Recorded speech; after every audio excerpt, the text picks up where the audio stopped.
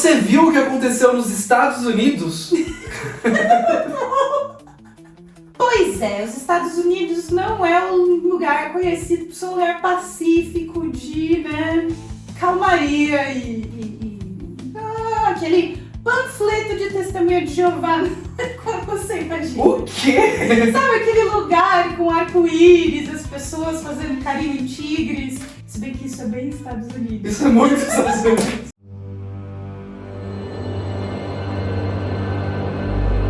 A notícia que viralizou no mundo está aqui agora no Além da Ficção, com ficção ou notícia. Que é quando a gente vai trazer uma notícia que realmente deixou a gente Ficcional.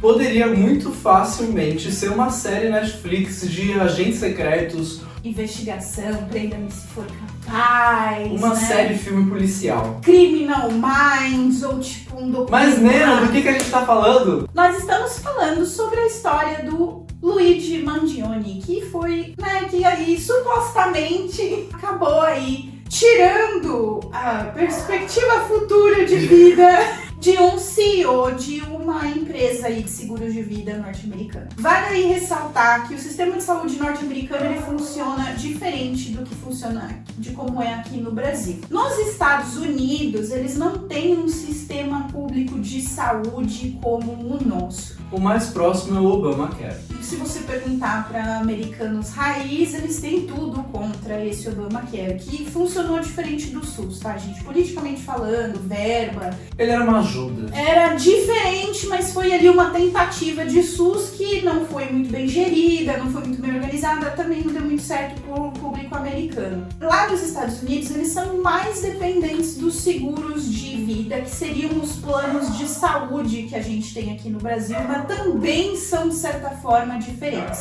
Você faz um pagamento do plano de saúde e a cobertura deles é mais aleatória. Eles vão decidir na hora se você vai ter a cobertura para aquela cirurgia ou não, se você vai conseguir aquele remédio pelo plano ou não.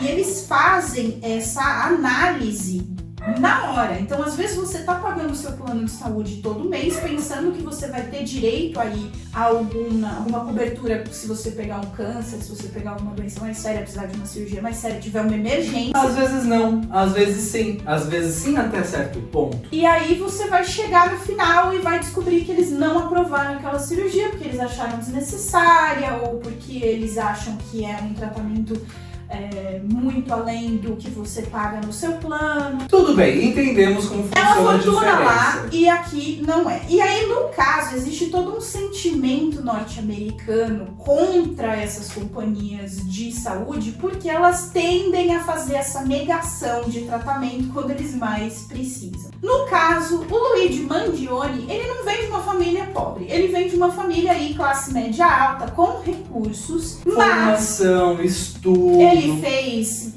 faculdades Ivy Leagues, que são as maiores faculdades ali nos Estados Unidos, ele tem pós-graduação, a família dele tem acessos, mas mesmo assim a família dele passou por perrengues e por problemas sérios com o plano de saúde. Foi negado um atendimento para a mãe dele, foi negado atendimento para os avós dele, eles passaram aí por perrengues intensos até a falecimentos por conta dessa falta de cobertura do plano de saúde, e o próprio Luigi, que passou por um acidente na juventude, tem vários pinos colocados nas costas, aparentemente tinha dores descomunais que prejudicavam a vida particular dele, então não dava para ele ter uma vida zen ativa, apesar de ser um cara universalmente discutido, ser muito bonito, ele não conseguia aí ter uma vida, né, romântica saudável por conta das dores, não conseguia, né? Se cavalgasse, quebrava. Exato. Então esse cara, ele já tinha um sentimento de descontentamento. Não sei se vocês pensaram, eu falei de cavalo.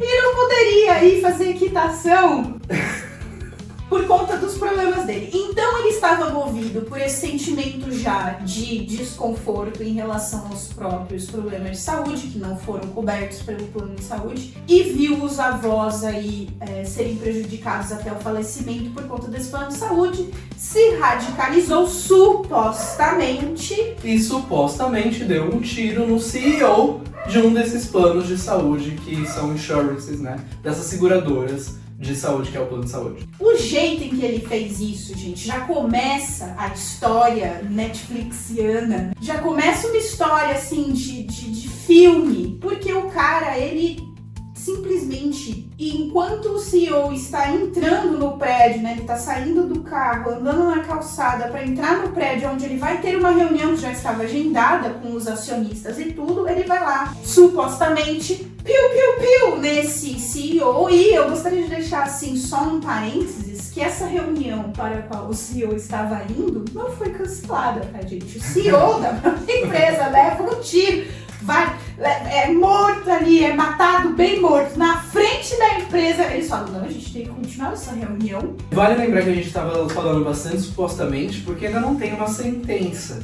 Então, sem uma sentença, não dá pra dizer que foi tudo isso realmente que aconteceu. Além disso, traremos aqui muitas informações cultivadas do Twitter, então tem muitas teorias. Essa história aí você já pensa, poxa, e ele consegue escapar depois de dar esse tiro praticamente incógnito, supostamente. Porque ele tava de touquinha e com a camisa aqui. Uma jaqueta assim como esta. A única coisa que você via era os olhos. Os olhos, teve uma... Eles conseguiram, assim, ainda nos primeiros dias de investigação, eles conseguiram uma gravação de um Starbucks, acredito que fosse um Starbucks, ou era um café ali da região, em que ele flerta com supostamente, ele flerta com a atendente do café e ele abaixa, né, a máscara, dá um sorriso. Então, durante, assim, pelo menos uma semana, eu acho, a única foto que nós tínhamos deste suposto assassino era uma foto dele sorrindo para a barista, que já levantou para uma parte específica da internet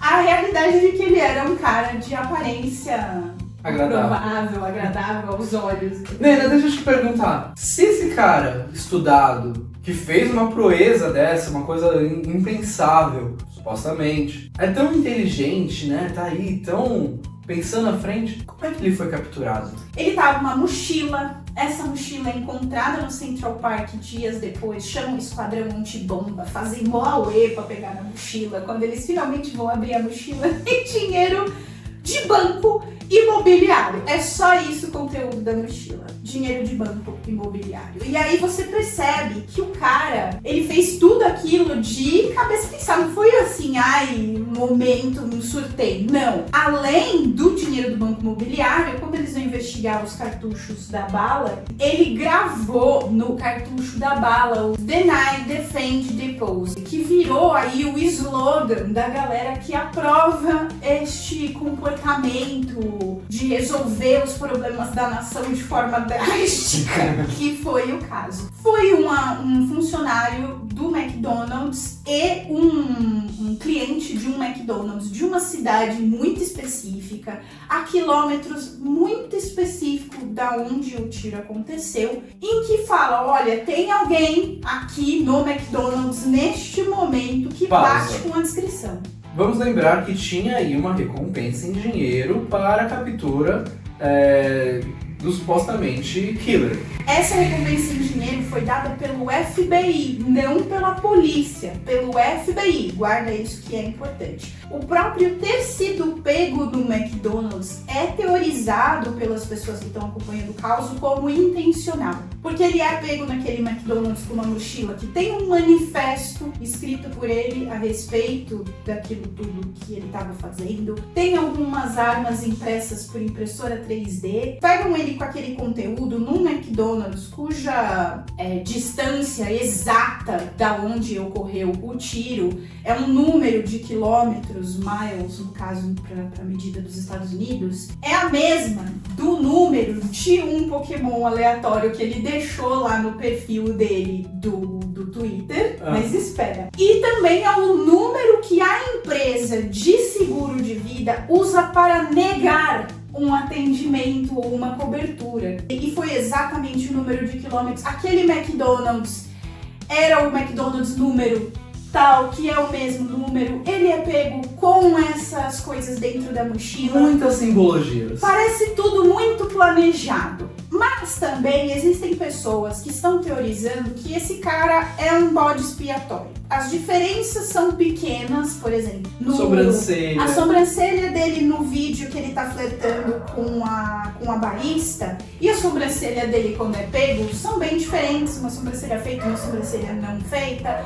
Você tem também A arqueadura do nariz. existe ali uma diferença no rosto. As pessoas também falam, pô, mas se ele abandonou a mochila e abandonou a jaqueta, como que eles acham depois com a mesma mochila, a mesma jaqueta? Me parece que a polícia deu uma forçada de barra, então existe Aí já tá rolando uma dúvida sobre se a polícia só pegou alguém pra falar que fez o serviço. E se ele, no caso, está macumunado com uma pessoa real, com um assassino real, vai ser um processo difícil. Primeiro que a promotoria precisa encontrar 12 pessoas no júri norte-americano que não tenham algum problema com a companhia de seguros dele. O que não é, assim, Tão fácil. Tem também uma questão legal nos Estados Unidos, acredito que no Brasil também. É uma questão legal de que quando existe uma opinião pública muito assim generalizada sobre um caso, você não vai conseguir julgá-lo com um júri dando total imparcialidade para aquele julgado. Então existe uma movimentação nos Estados Unidos mais de apoio a esse suposto assassino, mas você tem aí uma questão de assassinato e etc. Ele já tá assim. A mídia já fez todo um circo em relação a essa história. Então, você ter essa imparcialidade já vai ser muito difícil num júri. Então, tem esse problema, tanto pro lado de defesa quanto pro lado de acusação. O próprio advogado dele fala nas entrevistas num certo tom de deboche, do tipo, eu sei que eles estão 100% convencidos por causa do manifesto e tudo, mas essas provas não provam nada. Isso não é uma prova Substanciais. Bom, vamos entrar em terras de Twitter agora. Rolaram aí algumas fotos do Luigi, depois de já preso, que trouxeram aí alguma movimentação dentro da internet. Por exemplo, a primeira foto que apareceu dele, que trouxe aí um burburinho, era ele com uma camisa tirar a própria vida, que eu não posso falar essa palavra aqui no YouTube. O que eu achei bastante interessante, que eu não sabia nem que existia. E muita gente já foi procurar para comprar na Shopee. Já rolaram várias edições dele com ele meio que canonizado e sendo chamado de San Luigi. Houve um acontecimento agora nas festas de confraternização aqui no Brasil, onde um empregado esfaqueou o próprio chefe, e aí ele estava no chat no Twitter sendo repostada com a imagem de San Luigi. Começou a rolar um sentimento e uma movimentação aí meio que, digamos, anticapitalista, de certa forma, contra o poder no momento, etc. Contra essa coisa de grandes corporações que ficam acumulando fortunas e não distribuem para os seus funcionários. Dentro dos Estados Unidos, esse sentimento gerado pelo Luigi gerou até ter uma história muito boa, que foi consequência disso, que foi uma empresa que coletivamente, agora no fim do ano, todo mundo pediu demissão. Não só pediram demissão, como defecaram na maçaneta da Lamborghini do chefe. Não satisfeitos, eles começaram a sobrecarregar os sites, né, que o chefe estava usando para fazer contratações com currículos falsos gerados por inteligência artificial, que eram deles mesmos. Então o cara não estava conseguindo chamar ninguém para fazer entrevista, porque eram todas pessoas falsas.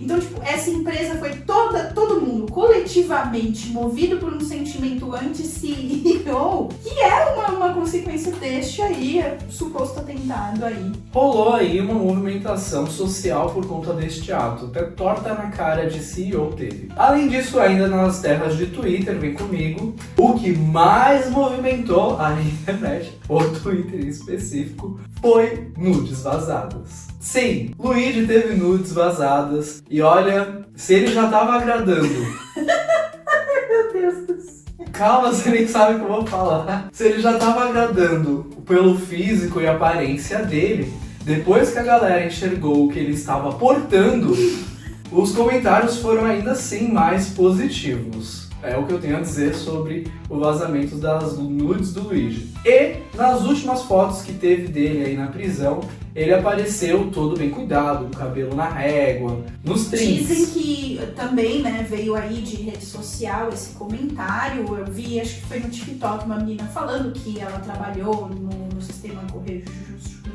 na prisão dos Estados Unidos. E aí ela fala que isso é um sinal de que não pode tocar naquele preso, né? No caso, quando ele recebe esse tipo de tratamento, é indicação de que ele é bem cuidado, ele é bem observado e ele tem pessoas importantes ali na prisão que estão olhando por ele. É verdade? É ficção? Não sei. Resolvi acreditar. Eu acho que é verdade, até porque também teve uma entrevista feita ao vivo desses jornais norte-americanos, digamos assim, um jornal nacional deles. E que tem um jornalista do lado de fora da prisão e os prisioneiros estão gritando informações para esse jornalista assistindo naquelas TVzinhas da prisão o ao vivo. Então eles perguntam, né, no ao vivo, o Luigi tá sendo bem tratado, ele tem TV, e aí eles começam a gritar todos, não! Luigi está em condições péssimas, salve o Luigi! Free Luigi! Em rede. Ai, ai, ai. A semiótica, a preparação, o marketing, todo aquele visual, o governo ali norte-americano deu um tiro no próprio pé. Porque esse cara está acompanhado por uma dezena de policiais, mais o prefeito da cidade, mais não sei quem, uma entourage ali ao redor de Luigi, que parece um filme de super-herói, é uma cena, assim, hollywoodiana, e eles não percebem que eles estão hypando o cara que eles estão desesperadamente tentando condenar. Gente, dia 19/12, só pra vocês terem uma ideia, teve um concurso de sósia do Luigi na UFMG. Dá pra acreditar? Ó, por proporção. Também teve no disso. Central Park também um concurso de sósias com pagamento em dinheiro pro melhor sósia. No Central Park eu acharia um tanto quanto perigoso. Ele ainda tá sendo suposto, vai que... E aí, você acha que essa não ficção vai se tornar uma obra de ficção no futuro? Com certeza, não vejo a hora de chegar o documentário e o docu-series da Netflix ou da Prime, tanto faz, liga pra gente. E... é um desperdício ele não poder fazer... ele mesmo, né? Não. É um desperdício ele não poder fazer equitação, porque ele teria as ferramentas pra isso. Se ele for realmente o assassino, se não for, se ele tá realmente aí... Fora que tem outro mistério, que é quem contratou o advogado dele. O advogado não fala, não existe nenhum tipo de histórico bancário que prove que foi a própria família do Luigi. Então, assim, muitos mistérios ainda vão ser revelados em relação a essa história. Eu estou, assim, acompanhando como uma novela. Fora assim, os acontecimentos vindo aí por conta da ação do Luigi também, supostamente a ação do Luigi, né? E trouxeram ações similares aí de outras pessoas em outros lugares. Vamos acompanhar porque esse assunto, ficção ou não, deu o que falar esse mês. Lembrando, tá, que o Além da Ficção não está fazendo um julgamento moral, de é certo, é errado, nós podemos glorificar esse cara ou não. Nós estamos aqui pela fofoca. Pela fofoca e os nudes vazados. Ou não. Vemos vocês no próximo episódio. Obrigada por assistir. Deixa um like e se inscreve.